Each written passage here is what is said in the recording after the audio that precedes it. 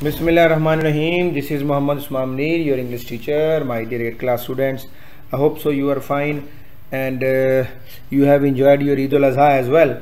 So after Eid, I have my first lecture to you people. This is lesson number 10 and this is paragraph number 3. We are studying right now. This is paragraph number 3 on your screen. Here we have a translation of paragraph number 3. हज़रत Umar my dear students हम पढ़ रहे थे तो इसी को मैं आगे लेके जा रहा हूँ. Hazrat Umar gave great importance to justice and well being of the people. Gave का मतलब देते थे और इसको पास्ट टेंस में ले जाएंगे आप, चूँकि पास्ट बन गया सेकंड फॉर्म आ गई ना. ग्रेट इम्पोर्टेंस बहुत ज़्यादा अहमियत, एडजेक्टिव और नाउन बन गया, बहुत ज़्यादा अहमियत. जस्टिस इंसाफ को कहते हैं, इंसाफ और ये नाउन हो गया.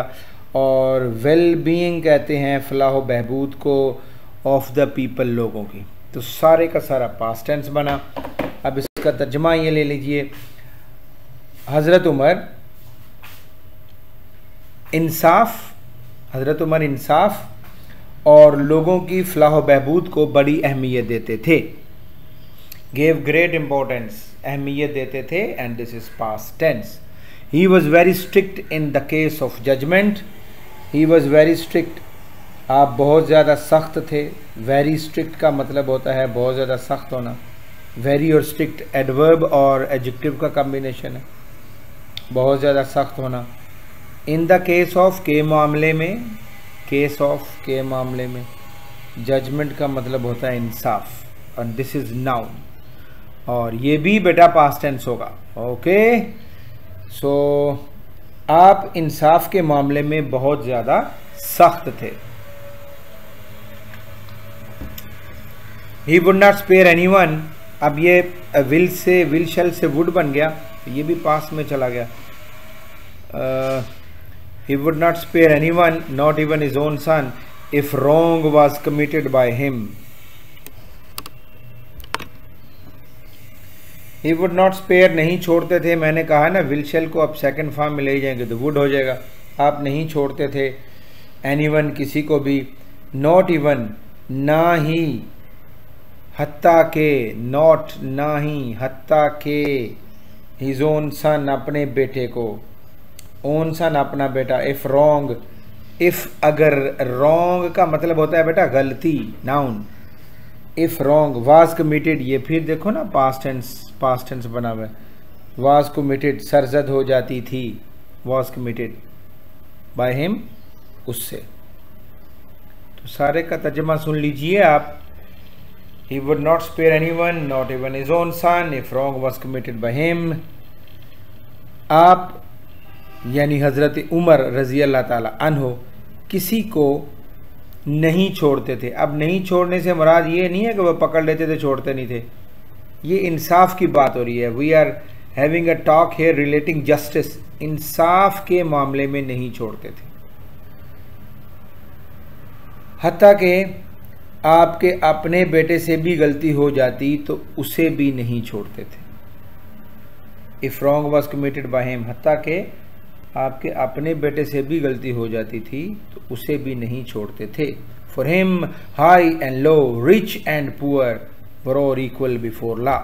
ये सब एडजेक्टिव्स हैं बेटा. High and low, rich and poor. High and low for him, उनके लिए. हिम यहाँ पर प्रोनाउन है and that is going to describe Hazrat Umar. For him यानी हजरत उमर के नज़दीक.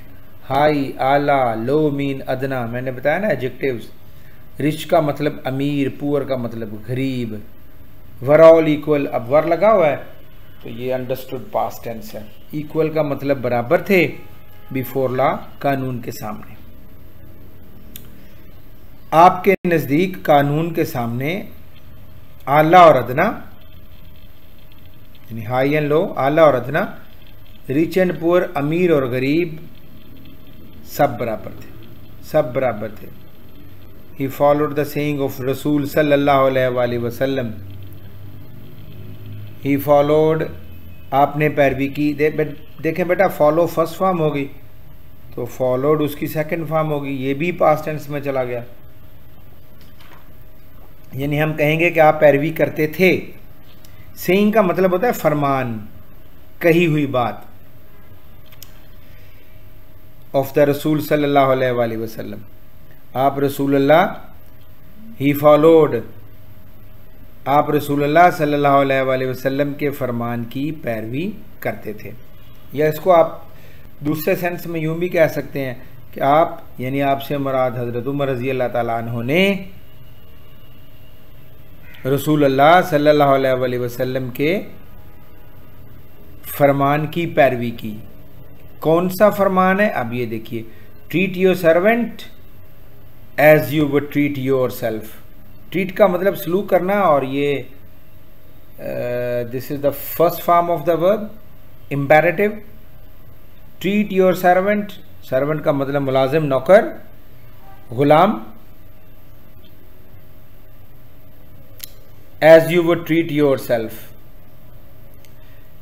एज यू वुड, एज का मतलब जैसा के, यू का मतलब तुम, वुड का मतलब चाहते हो, ट्रीट का मतलब सलूक किया जाए, योर सेल्फ तुम्हारे साथ,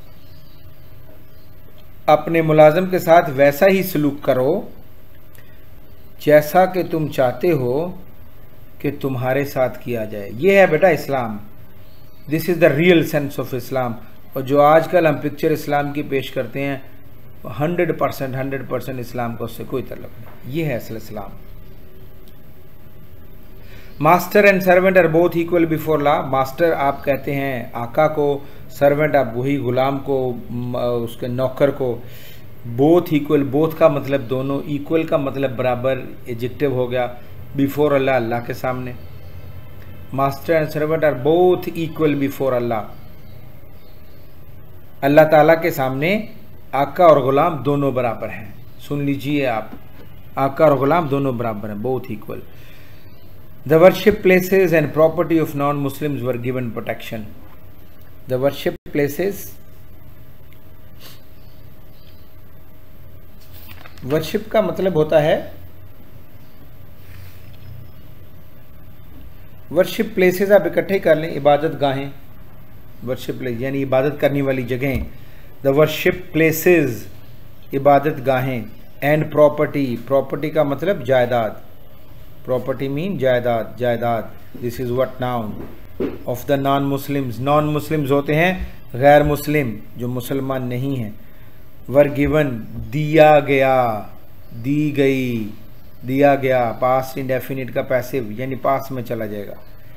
प्रोटेक्शन का मतलब तहफ़्फ़ुज़, नाउन, प्रोटेक्शन, तहफ़्फ़ुज़। The worship places and property of non Muslims were given protection. गैर मुस्लिमों की इबादत गाहों और जायदाद को तहफ़्फ़ुज़ दिया गया। प्रोटेक्शन मैंने पहले बताया, तहफ़्फ़ुज़ दिया गया,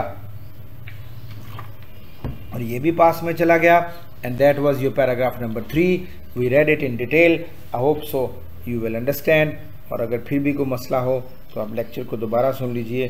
फिर भी कोई मसला हो दोबारा सुन लीजिए, बट नेवर गिव अप, छोड़ना नहीं।